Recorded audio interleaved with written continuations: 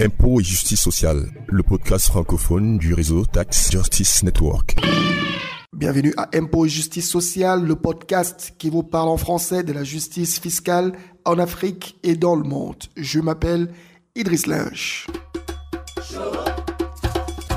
À la une ce mois.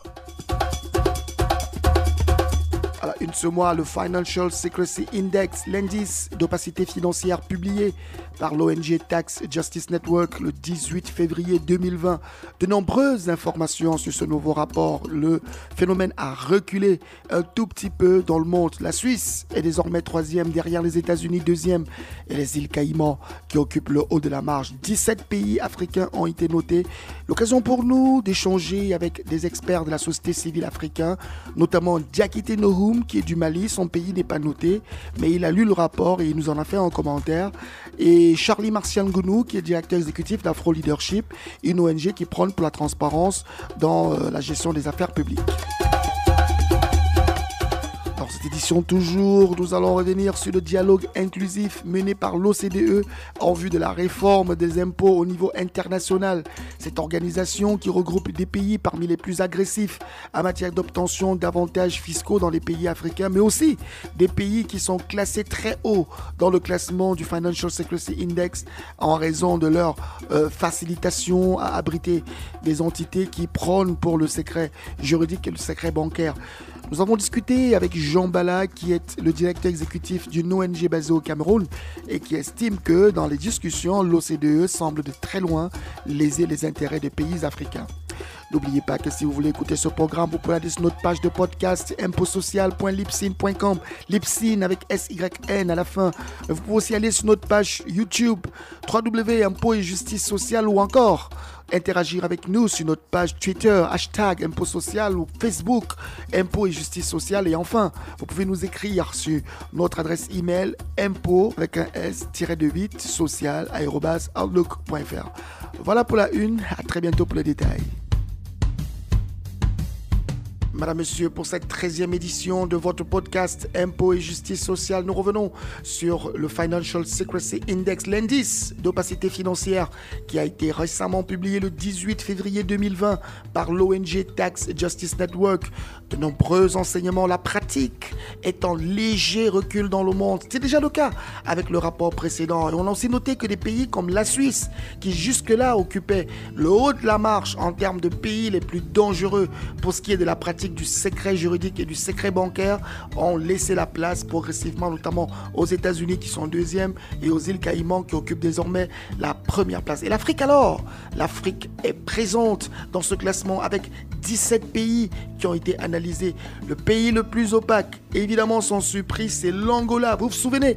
Le pays d'Isabella dos Santos, la fille de l'ex-président de ce pays pétrolier d'Afrique, qui a été notamment éclaboussée par un scandale qui a mis au grand jour le fait qu'elle détenait près de 800 entreprises dans diverses juridictions opaques afin de pouvoir détourner des fonds de son pays.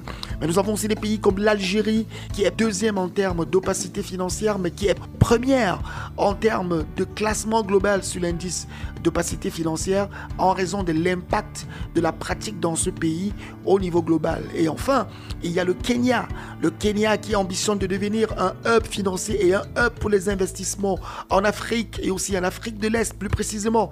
Rachel Eterfoya, notre chercheuse en charge du desk Afrique anglophone, nous a rappelé que c'était un pays qu'il fallait suivre parce que si ce pays ambitionne de devenir la plateforme des investissements, on n'est pas très loin d'un nouveau Kenya Leaks à la façon Mauritius Leaks. Nous avons discuté avec quelques experts africains au sujet de ce rapport, notamment Diakité Nohoum, il est le président de la coalition Publiez ce que vous payez au Mali. Le Mali n'est pas classé, mais le Mali est un pays africain qui vit les affres des flux financiers illicites, qui vit les affres des multinationales minières. Alors Diakité Nohoum, que nous avons eu au téléphone, bonjour. On a remarqué que même si les pays africains ne sont pas classés parmi les juridictions les plus dangereuses en termes d'opacité, ces pays-là quand même ont de très mauvais scores pour ce qui est par exemple de la transparence sur la propriété réelle des entreprises. Comment est-ce que ça se passe au Mali? Est-ce qu'il y a plus de transparence en matière de propriété réelle des entreprises, notamment multinationales dans le secteur des mines? Au Mali, il n'y a pas des registres où le citoyen peut peut sans aucun effort accéder à des données sur la propriété réelle. Quand même, au niveau du comité de pilotage de l'initiative pour la transparence dans les industries extractives, des efforts sont en cours pour voir dans quelle mesure on peut mettre en place ce registre. Donc, il y a eu une étude financée par l'Union européenne, donc par rapport aux substances juridiques sur la déclaration de propriété réelle. Je pense que les autorités sont inquiètes, ce qui font que quand même ils mettent du temps donc à faire face à la mise en place de ces registres. Donc pour le moment, il n'y a aucun registre au Mali qui nous permet d'y accéder directement pour avoir l'information sur les propriétés réelles des compagnies minières quand même qui sont en activité au Mali. Vous savez, je vous rappelle qu'il y a une quinzaine de compagnies minières aujourd'hui donc qui sont en exploitation au Mali. Donc c'est vraiment un grand défi pour nous en tant qu'acteurs de la société civile.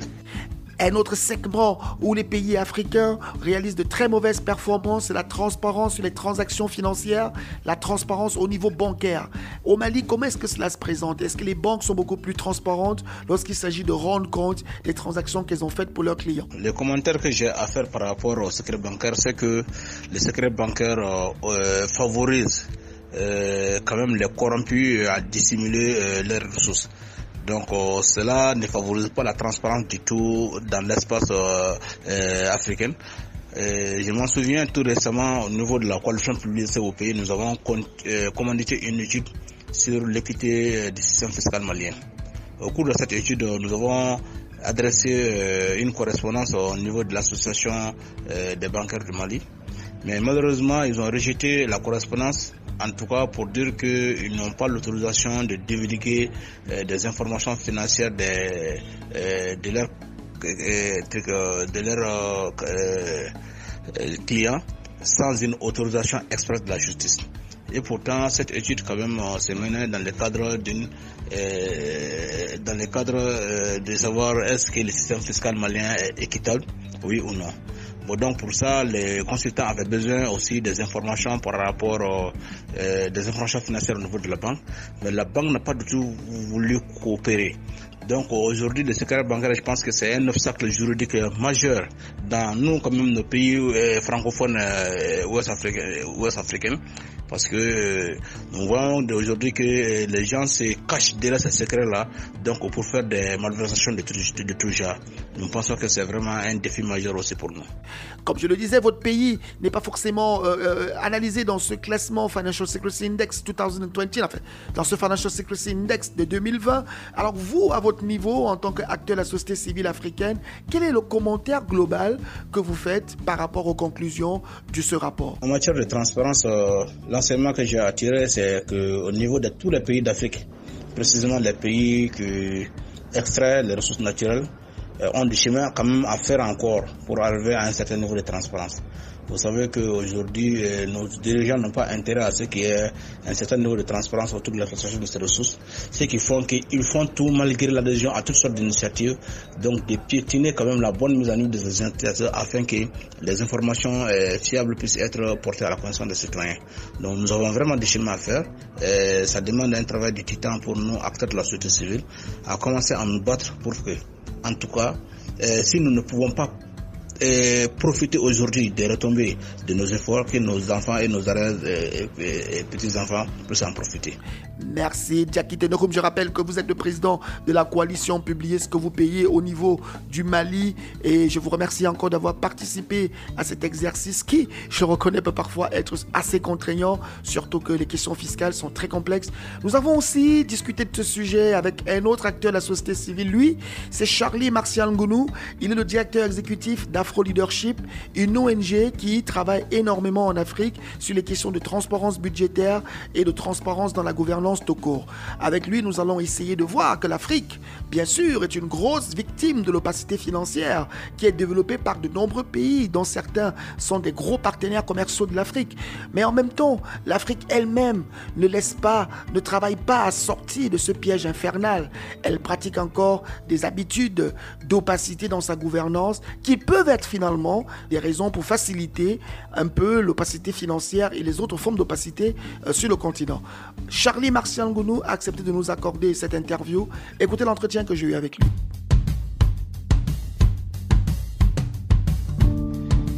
Charlie Martial Ngoulou, vous travaillez essentiellement sur des questions de transparence, de gouvernement ouvert, mais aussi de société ouverte en Afrique. Le dernier classement de l'indice d'opacité qui est publié par l'ONG Tax Justice Network a classé 17 pays africains. On note une faible contribution de ces pays à l'opacité globale de l'économie comparée aux grandes économies, notamment les États-Unis et la Suisse. Mais on relève quand même que sur certains aspects, comme l'opacité en matière de compte bancaire, l'opacité en matière de propriété réelle ou même l'opacité en termes de transactions juridiques, les pays africains sont essentiellement mal notés. De votre point de vue, comment est-ce que vous pouvez comprendre cela? Merci Idriss pour me faire participer à cet exercice que je trouve très intéressant à la suite de cette publication que j'ai eu plaisir à parcourir brièvement ces derniers jours. La réalité, c'est que nos États, pour parler des États africains spécifiquement, n'ont pas encore adopté une dynamique d'ouverture. Je le dis philosophiquement parlant. Et intuitivement aussi, ça permet de penser que il y a une certaine forme de volonté de ne pas montrer tout ce qu'on fait. Et je voudrais prendre à témoin les index comme l'index des budgets ouverts, par exemple, qui présente les pays par rapport à la présentation toute sommaire de l'information touchant les finances publiques. On constate évidemment sur les indicateurs de transparence, de vérification ou bien de participation citoyenne que la plupart de nos pays, si je m'en réfère à l'index de 2017, que la plupart, sur tous ces indicateurs, la plupart des pays africains sont notés faiblement. Cela traduit quoi? Cela traduit que nous n'avons pas encore perçu dans la plupart de nos pays la nécessité de participer à la transparence à laquelle tous les pays sont appelés au niveau global. Donc, je ne suis pas très surpris que les pays africains ne soient pas relativement bien notés quant à l'indice d'opacité. Et on peut le voir dans l'arsenal législatif et réglementaire qui encadre la transparence dans ces pays. On a l'impression que ces outils qui devraient plutôt contribuer à améliorer la transparence ne participent pas beaucoup à l'amélioration de nos scores. Pourquoi? Parce que dans la plupart des cas, ces éléments juridiques, législatifs, réglementaires ont été conçus à cause de la poussée des bailleurs de fonds internationaux ou parfois parce qu'il se présente une opportunité particulière quelque part où la conditionnalité c'est la production d'un texte législatif ou réglementaire et là on voit bien l'État qui se magne à produire l'outil. D'autre part, même dans l'éventualité où un État aurait perçu la nécessité d'arriver à la production d'un tel ou du moins d'alimenter son arsenal législatif et réglementaire, il ne part pas nécessairement d'une stratégie politique. Et c'est ça qui justifie par exemple que la plupart de ces outils ne sont pas mis en œuvre. C'est-à-dire que l'effectivité n'est pas perceptible. La preuve, c'est que sur la plupart des index qui évaluent la transparence, sur quelques secteurs que ce soit, ça peut être l'ITI, ça peut être cet indice sur l'opacité, ça peut être l'index des budgets publics, on voit très bien que ce sont habituellement les mêmes pays qui se trouvent dans les fonds de tableau. D'accord, mais évidemment, il y a une faiblesse structurelle au niveau africain, mais ce qu'on note, c'est que si on observe le paysage bancaire, le paysage des outils comptables, et même le paysage d'un certain nombre de législations en Afrique, il y a une forte influence des multinationales qui parfois sont très peu enclines à ouvrir leurs comptes dans des pays africains et qui pourtant sont contraintes par les régulations d'agir avec un peu plus de transparence sur certains espaces économiques non africains. Est-ce qu'il n'y a pas lieu aujourd'hui de blâmer la complicité de ces multinationales des secteurs financiers, de l'audit et même finalement du conseil juridique en Afrique? Je ne crois pas que les multinationales viennent en Afrique dans un objectif philanthropique. Il faut que nous convenions du fait qu'ils recherchent le profit, et le profit à tout prix. Même au niveau global, quand on voit les libertés ou les quelques avantages sociaux qui ont été acquis par les travailleurs, ces éléments ont été acquis de très haute lutte, ce qui démontre bien que les multinationales ou bien le capitalisme tel qu'il se structure aujourd'hui a vocation à accumuler les capitaux. Et accumuler les capitaux suppose de leur part les accumuler en utilisant les moyens les plus divers et qui sont en leur faveur. Dans le cas d'espèce de la comparaison que tu fais entre ce qui se passe dans les pays développés et ce qui arrive dans nos pays africains, cela traduit simplement le fait que de la rigueur qui est pratiquée dans les pays qui savent ce qu'ils veulent et qui protègent leur pays de la voracité et de l'agressivité des multinationales qui interagissent aussi, on ne va pas le nier, et traduit aussi d'une autre part le caractère de proie que les pays africains sont, ou du moins qu'ils constituent eux-mêmes en voguant par des mers qui ne sont pas des mers de transparence. La transparence, ce n'est pas contre les acteurs publics, ce qui est le sentiment que l'on a en Afrique. Dans la plupart des pays, quand on évoque la transparence telle que la société civile le demande, ceux qui gouvernent ont le sentiment que le plaidoyer est adressé contre leur propre personne. Mais je pense que l'exemple ou bien le sujet que tu viens d'évoquer traduit très bien qu'il s'agit des problèmes sociétaux. Et le débat de la transparence est moins un problème de l'individu d'un président de la République ou de quelque autorité publique que celui de la sauvegarde du patrimoine de la société. Parce que quand les multinationales constatent que nous sommes poreux au plan législatif, réglementaire ou même au plan technique, pourquoi vous voulez, l'argent n'ayant pas d'odeur, qu'ils se confondent dans les mailles des filets qu'il y a dans des pays mieux organisés, plus structurés et qui protègent leurs intérêts par rapport à des pays comme les nôtres où évidemment tout est permis, tout est permissif et où ils peuvent en même temps utiliser tous les fils de la corruption à des niveaux très élevés de l'État sans que personne n'ait à leur redire. Donc je pense que c'est de bonne guerre. Et c'est à nous de nous protéger. C'est à nous de comprendre que le besoin de transparence est surtout une question de survie. Parce que les multinationales, nous n'allons pas faire comme si nous étions dans un environnement ecclésiastique. Les multinationales, c'est des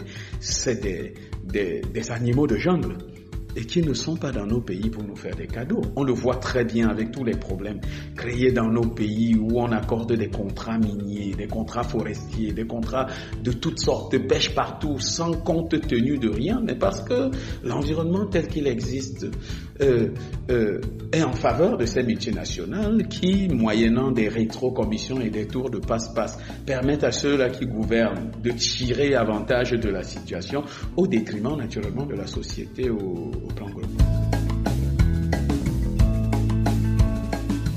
Merci Charlie pour cet entretien. Je rappelle qu'entre 21 000 et 32 000 milliards de dollars, c'est le montant de la fortune privée qui est logée dans des paradis fiscaux, dans des juridictions secrètes qui sont soit pas du tout taxées, soit faiblement taxées. Je rappelle aussi que pour ceux qui veulent avoir plus de détails sur l'indice d'opacité financière, vous pouvez aller sur la page web fsi.taxjustice.net, fsi.taxjustice.net. Vous allez y retrouver tous les résultats, la méthodologie, les résumés analytiques des pays concernés et aussi, vous pourrez retrouver tous les commentaires qui ont été faits sur les pays africains qui sont mentionnés dans l'indice. Nous allons maintenant parler de toute autre chose, notamment les discussions en matière d'une proposition pour une fiscalité internationale qui sont menées dans le cadre de l'OCDE. L'organisation, vous le savez, regroupe en son sein de nombreux pays qui sont reconnus comme étant ceux les plus dangereux en matière de négociation d'avantages fiscaux en Afrique. Mais aujourd'hui, elle est en train de se positionner comme le grand défenseur d'une très bonne fiscalité internationale. En tout cas, ça ne convainc surtout pas la société civile africaine. Nous avons discuté un tout petit peu avec Jean Bala. C'est le directeur exécutif du CRADEC, une ONG basée au Cameroun, mais aussi une ONG qui est membre du réseau Tax Justice Network Africa.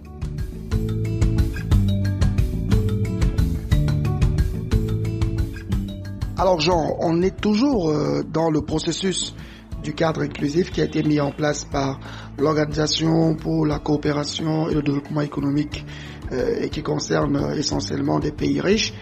Et ce processus se veut inclusif, mais les pays africains sont aujourd'hui en train de crier et de dire que leurs intérêts ne sont pas pris en compte.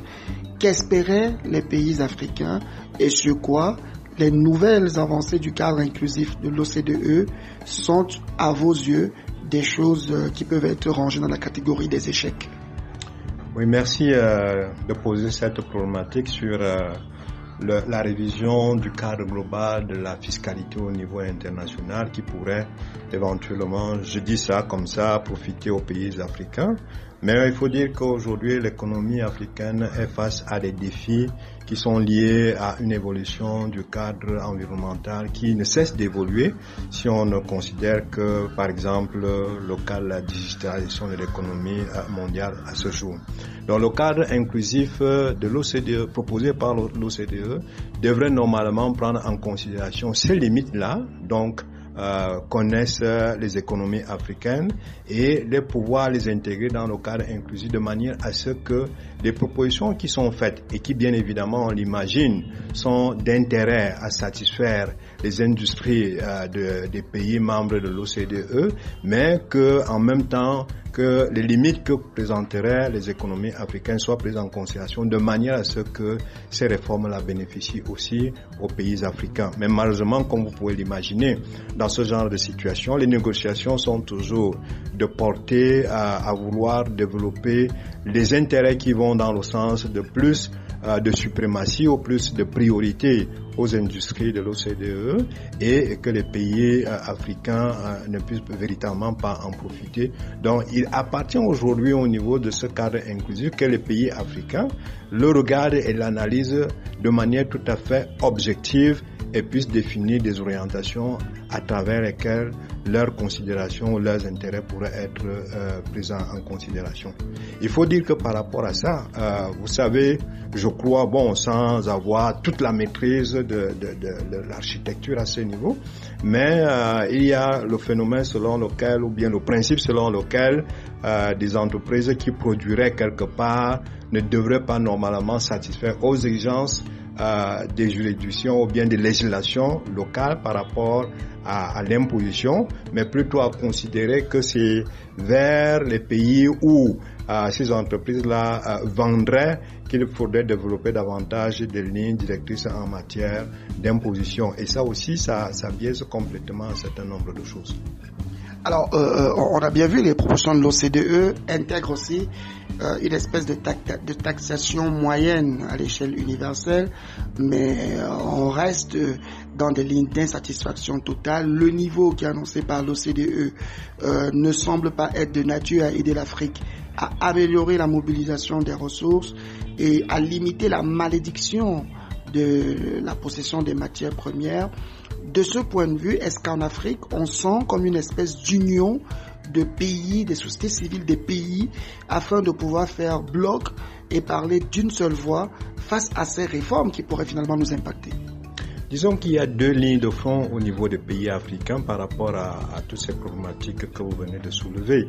Vous avez dans un premier temps les administrations fiscales au niveau des pays africains qui ont toujours pensé que l'OCDE à travers ce cadre inclusif ou bien alors le projet BEPS qui a été mis en place depuis un certain nombre d'années, que ce projet-là allait dans le sens de pouvoir résoudre et les problèmes des pays membres de l'OCDE et les problèmes des pays africains.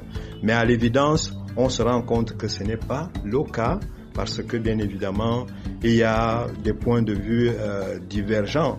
Vous avez d'un côté les pays, comme vous l'avez souligné, les pays producteurs de la matière première et que cette matière première soit vendue en l'état, donc exportée vers les pays pour alimenter les industries. Et vous avez de l'autre côté les pays de l'OCDE à une industrialisation très élevée et avec une valeur ajoutée suffisamment forte de manière à ce que lorsque ces produits redeviennent au niveau du sud, la valeur ajoutée fait grimper les pays sur le marché africain. Et vous avez de l'autre côté une ligne de front qui est dressée par les organisations de la société civile qui comprennent très bien les enjeux, j'allais dire de suprématie, il faut le reconnaître en matière de marché, des pays de l'OCDE, y compris de leur industrie, et qui demandent à ce que le BEPS qui avait été présenté comme étant pas une panacée, mais un programme qui va venir résoudre les problèmes de l'architecture internationale dans le cadre de la fiscalité,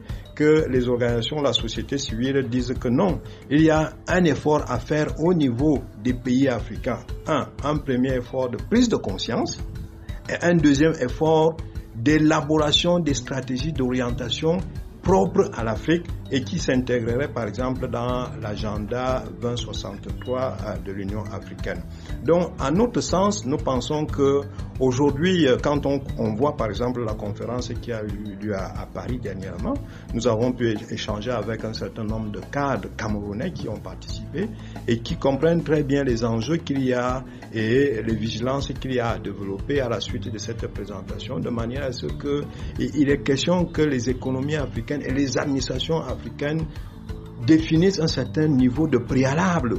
Sans ces préalables-là, on ne pourrait pas dire que le cadre inclusif bénéficierait autant aux pays africains. En tout cas, la bataille n'est pas gagnée de suite. Il faudra travailler dur. Nous sommes très heureux d'avoir des organisations de la société civile comme les vôtres qui mènent ce combat malgré les défis. L'île Maurice, l'Angola nous ont appris que le diable est parfois dans la maison. Merci beaucoup, Jean Bala. Nous espérons que vous serez encore des nôtres la prochaine fois pour animer cette tranche d'impôts et justice sociale, le podcast francophone du réseau Tax Justice Network. Merci. Merci beaucoup, Idriss. Cet entretien avec Jean Bala met un terme à ce podcast. Je rappelle que vous pouvez l'écouter sur la page internet www.impotsocial.lipsin.com, Lipsin avec SYN à la fin, mais aussi sur notre page YouTube www.impotetjusticesocial.com. Et pour ceux qui veulent interagir avec nous, notre page Twitter #ImpoSocial ou alors notre page Facebook Impôts et Justice Sociale. Enfin, pour ceux qui veulent nous écrire, n'hésitez pas, impôt avec S-8 social @outlook.fr. Mais n'oubliez pas, faites un tour sur la page de l'indice d'opacité financière, c'est fsi.taxjustice.net et nous reviendrons dessus avec les prochaines éditions pour mieux vous expliquer dans le détail la position et les risques avec les pays africains. Au revoir et à la prochaine.